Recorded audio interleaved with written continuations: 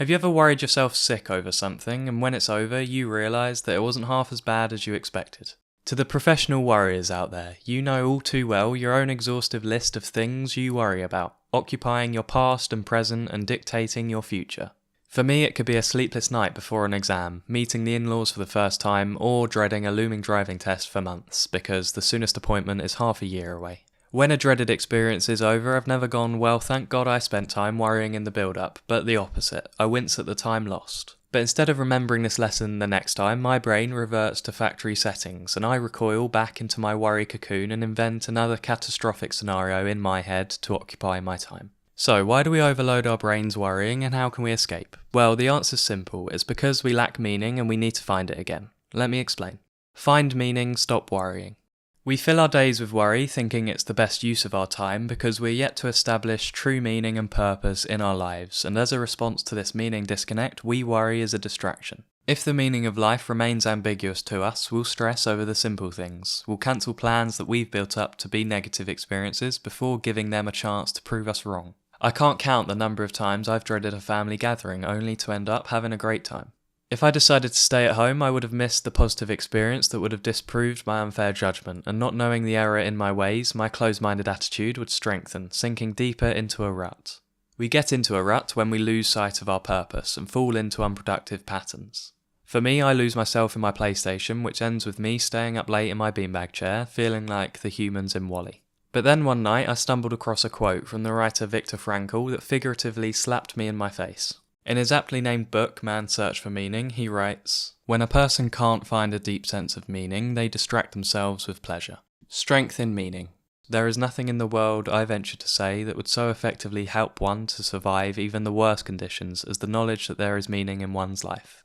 The power of this quote comes from the context of Frankl's life in the 1940s, when he was forced into a Nazi concentration camp. Despite his freedom being totally restricted, he overcame it and maintained his sanity by holding on to meaning and belief through his suffering. Now, our problems likely aren't as catastrophic as Frankl's, so his mental fortitude should serve as a wake-up call for us. It also tells us the resilience of meaning in getting us out of whatever worries cloud our mind. That being said, one man's inspiring story isn't always enough to stop us from worrying. I could cry like a baby watching a life-affirming movie about someone overcoming their struggles, resolved to be more positive, and then find myself worrying as normal the next day. Breaking the cycle. Sometimes individual accounts aren't enough, but this is where the French absurdist Albert Camus comes in, who offers a more universal account of suffering. In his words, if man realised that the universe like him can love and suffer, he would be reconciled. The realization of the universality of love and suffering makes any complaint after a setback seem absurd and ungrateful. If we reframe any setbacks as being inevitable, we can start to see all experiences as opportunities for learning. With this mindset, we can begin to view our challenges, whatever you pick as your activity, as a labour of love. To put it another way, you must embrace the struggle to earn the reward of wisdom.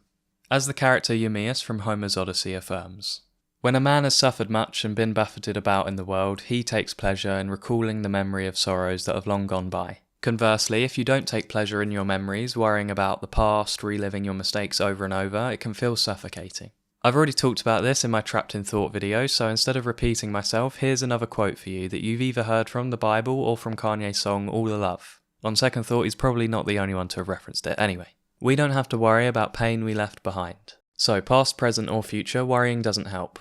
Quoting the Bible one more time, in the Sermon on the Mount, Jesus asked the crowd, "Can any one of you, by worrying, add a single hour to your life?" If worrying causes you to always look for any way to escape uncomfortable situations, be it an involuntary karaoke session at a work do, although it's an understandable response to forced fun, in almost all cases it's better to try. I say almost, as who knows, there might be a valid reason to not pick up a microphone with that example. But maybe I've been watching too much Final Destination. Anyway, freak accidents aside, you could frame it that even the worst outcome, you'll learn something. If you keep ducking unpleasant situations on a regular basis, each time another one bears its head, it will get harder to manage. But don't fret, I have a solution, but it does come with a difficult realisation.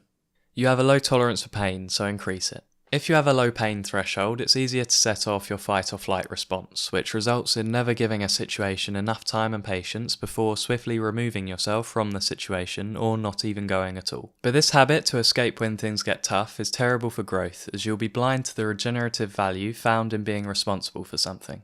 Frankl would agree that this is the secret to overcoming suffering, with him saying life ultimately means taking the responsibility to find the right answer to its problems and to fulfill the task which it constantly sets for each individual. Or, as Camus poetically put it, the struggle itself towards the heights is enough to fill a man's heart. Just adopting this belief that the persistent struggle you endure is an inevitability of life, you're instilling more meaning and purpose which you can use to snap yourself out of moments of worrying and suffering. Drawing from his own experience, Frankl uses an example of an individual in a Nazi concentration camp to illustrate how our attitude to suffering needs to be reframed. To keep from despair, Frankl says that the imprisoned had to accept their fate and find the most productive way to spend their time. In his words, once the meaning of suffering had been revealed to us, we refused to minimise or alleviate the camp's tortures by ignoring them or harbouring false illusions and entertaining artificial optimism. In other words, facing our own burden and accepting our suffering for what it is keeps us grounded and human, connecting us to our deeper purpose. If you find yourself in a period of suffering, you must be patient and have the courage to abstain from leaping into distractions and holding on to false illusions. It is undeniable that all of our decisions matter, so even if we choose the easy way once to avoid potential suffering, we'll pay for it later when we're in a situation that requires courage and, more importantly, patience. Interestingly, the etymology of the word patience comes from the Latin word patientia, meaning the quality of suffering. So with this in mind, we should pick suffering on our own terms and embrace it without making it so hard that it's unmanageable. Closing thoughts. To summarise what we explored, Frankl realised that there's always an opportunity to be found even in the most dire and restrictive environments. Taking time to reflect, Frankl had a more complete understanding of the inevitability of suffering and was able to find meaning in the chaos, making him able to see the situation for what it was. Only then was he able to reach a calmer state of mind in spite of his torment. If, like Frankl, you also reduce time spent worrying, you can conserve valuable time and energy and redirect it to what truly matters. Thanks for watching.